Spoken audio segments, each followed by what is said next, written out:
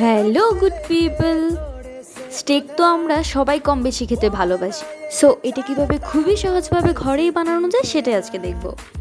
প্রথমেই একটা বোলে 2 টেবিল স্পুন লেবুর রস নিয়েছি। তারপর 2টা চিকেন ব্রেস্ট মাঝে একটু কেটে নিয়েছি। তারপর 1 চামচ আদা রসুনের paste, 2 tablespoon soya sauce, 1 চামচ টমেটো সস, এটা অপশনাল। তারপর 1 চামচ গোলমরিচ গুঁড়ো, 1.5 চামচ লাল মরিচের গুঁড়ো, 1 চামচ অরিগ্যানো আর 2 চামচ ঘি দিয়েছি। তারপর 1.5 চামচ লবণ, 1 চামচ চিনি অ্যাড করেছি। কিছু চিলি ফ্লেক্স অ্যাড করো। তারপর খুব ভালো মতো মিক্স করে নিও।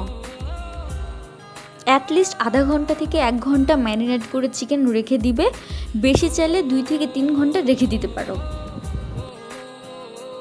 তারপর একটা প্যানে 2 টেবিল স্পুন অয়েল দিয়ে দিবা। তোমরা চাইলে বাটার অ্যাড করতে পারো। তেলটা একটু গরম হয়ে গেলে চিকেনগুলো মিডিয়াম আঁচে কুক করতে হবে। প্রতি পাশে 5 থেকে 6 মিনিট করে কুক করতে হবে।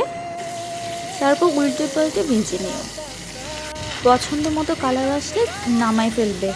এই পর্যায়ে চাইলে তোমরা বাটার অ্যাড করতে পারো। প্রতি পাশে মোর দেন 10 মিনিট তোমরা কুক করো না, তাহলে ওভার কুক হয়ে যাবে, জুসিনেসটা থাকবে না। এই তো হয়ে গেল আমাদের চিকেন স্টেক রেসিপি।